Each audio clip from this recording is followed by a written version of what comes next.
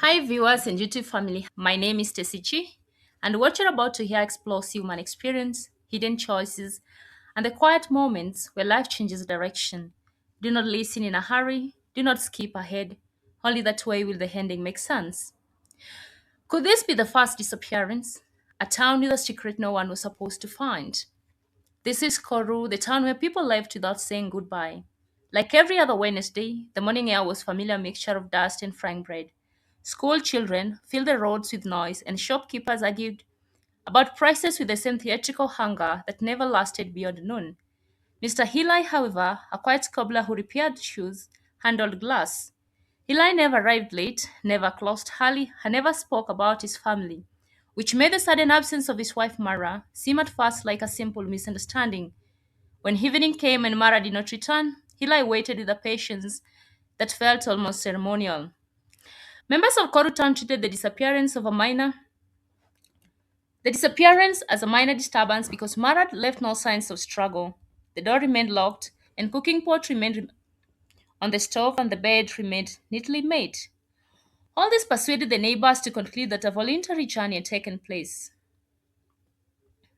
Though Eli accepted those explanations in public, he counted every spoon and every plate at home as though some hidden arithmetic could reveal a pattern. When the third night arrived, without a word, Eli visited the police station. One promising letter arrived on the seventh day and introduced a form of hope that felt heavier than grief. The envelope carried no stamp and no return address, yet the handwriting belonged unmistakably to Mara. The letter contained only three sentences. I am not lost. I am not alone. Do not look for me where you expect me to be. Eli read these lines until the paper softened from repeated folding. It was a relief, yet with a strange weight of a threat. The letter confirmed life, but suggested a kind of distance that roads could not explain.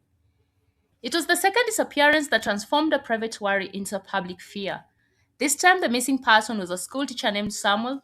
He was a man known for strict discipline and gentle laughter. Samuel left behind a locked classroom, unfinished exam papers, and a cup of tea that had grown cold. 2 days later, Samuel's sister received a letter that matched the style of Mara's message, though the words differed. The letter read, I am safe, I am learning, do not follow what has already handed. The town began to whisper, and the whispers traveled faster than any official announcement. Though the pattern established itself with quiet cruelty, each month another person vanished without struggle, without witnesses, and without visible reason. Each disappearance produced a letter, and each letter promised safety without providing a location.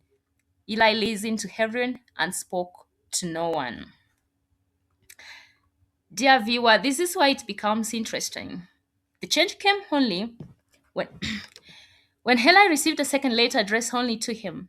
The handwriting remained Mara's, yet the tone carried a precision that felt almost instructional.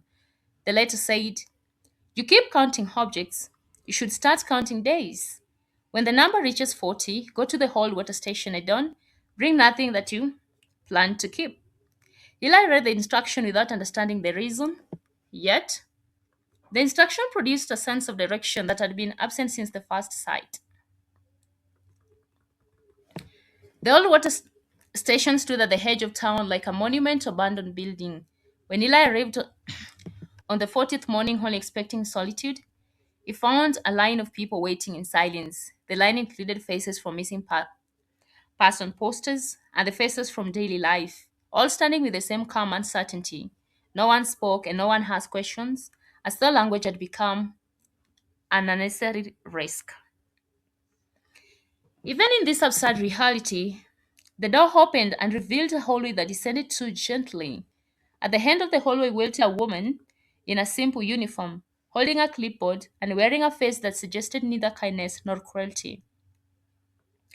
The woman explained the process with a voice that avoided emotion. Each person could choose to continue to live. No one moved toward the exit. But in the underground facility, I eventually found Mara. Mara looked healthy and it carried a distance in her eyes that no room could justify. The reunion involved no tears, only careful observation, as though both sides feared that emotion might interrupt something fragile. Those who left would forget the location and return to ordinary life with a story that never settled comfortably. This channel tells original fictional stories that are only crafted to stay with you.